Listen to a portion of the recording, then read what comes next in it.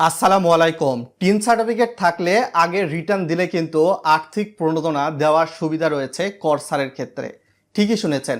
এর বাইরে গিয়ে বিশেষ করে উত্তরাধিকার হারে যে সকল সম্পত্তি আপনি আপনার বাবা মা বা পিতামাতার কাছ থেকে ছেলে মেয়ে বা অন্যান্য ওয়ারিশ পাবে, সে সকল ক্ষেত্রেও কিন্তু নির্ধারিত একটা ট্যাক্স আরোপের চিন্তা করছে ইতিমধ্যে এনবিআর। তো চলুন বিস্তারিত বিষয়গুলো আপনাদেরকে জানিয়ে দেই। বিশেষ করে এনবিআর কর্তৃক জানানো হয়েছে যে সামনের অর্থ বছর থেকে কিন্তু চাইলে আপনি পুরো বছরের যে কোনো সময়ই রিটার্ন প্রদান করতে পারবেন। তবে যারা বিশেষ করে অর্থ বছর শুরুর প্রথম প্রান্তিকের দিকে অর্থাৎ জুলাই থেকে সেপ্টেম্বরের মধ্যে রিটার্ন দিবেন, তাদের কিন্তু কর ছাড়ে বিশেষ প্রণোদনার সুবিধা রাখা হয়েছে। এছাড়াও দ্বিতীয় প্রান্তিকে অক্টোবরের 1 তারিখ থেকে ডিসেম্বরের সর্বশেষ কর্মদিবসের মধ্যে যদি রিটার্ন দেন, সেক্ষেত্রে নর্মালি আপনি রিটার্ন প্রদান করতে পারবেন। এক্ষেত্রে আপনার অতিরিক্ত কোনো ট্যাক্স হার বা আরোপ কিন্তু যুক্ত হবে না। বিশেষ করে তৃতীয় প্রান্তিকে জানুয়ারির 1 তারিখ থেকে মার্চের সর্বশেষ কর্মদিবসের মধ্যে যদি রিটার্ন দেন, সেক্ষেত্রে আপনার রিটার্ন প্রদানের উপর সামান্য কিন্তু কিছু জরিমানা আরোপ হতে পারে এবং সেটা কিন্তু আপনাকে দিতে হবে।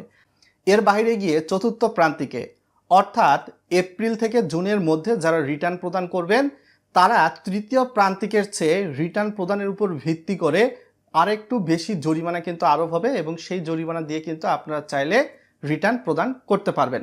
ভিডিওটা লাইক শেয়ার করে আরও মানুষকে জানিয়ে দিবেন, যেহেতু ভিডিওটা ইনফরমেটিভ হচ্ছে।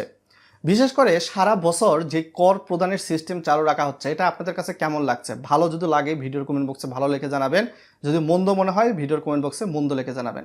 আর বিশেষ করে উত্তরাধিকার সূত্রে প্রাপ্য যে সম্পত্তি রয়েছে, সেটা আপনি আপনার বাবা মার কাছ থেকে পেতে পারেন বা ভাই বোনের কাছ থেকে পেলে, বিশেষ করে এই সম্পত্তি যদি হচ্ছে শহর এলাকা অর্থাৎ জেলা শহর এলাকা এবং সিটি কর্পোরেশন এলাকায় হয়ে থাকে, সেটা আপনার বাড়ি হতে পারে, জায়গা হতে পারে, জমি, এই সকল উত্তরাধিকারী সম্পত্তির উপর বিশেষ করে ট্যাক্স আরোপের কর্মপরিকল্পনা করছে এনবিআর।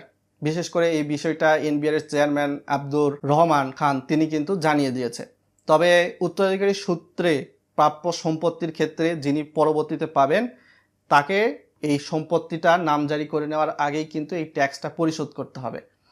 কিন্তু বিশেষ করে যারা উচ্চ শ্রেণীর প্রপার্টি বা বেশি দামি প্রপার্টি রয়েছে, সেই সকল সম্পত্তির ক্ষেত্রে কিন্তু এটা চালু হতে যাচ্ছে। তবে মধ্যবিত্ত, নিম্নবিত্ত, উচ্চ মধ্যবিত্ত শ্রেণীর মানুষজন রয়েছে, তাদের জন্য কিন্তু আবার এই উত্তরাধিকারী সম্পত্তি নিজের নামে নামজারি করে নিলে এখানে কিন্তু ট্যাক্স আরোপের কথা এনবিআর সেভাবে চিন্তা করছে না। তো এটাই ছিল মোরাল অফ দ্য স্টোরি।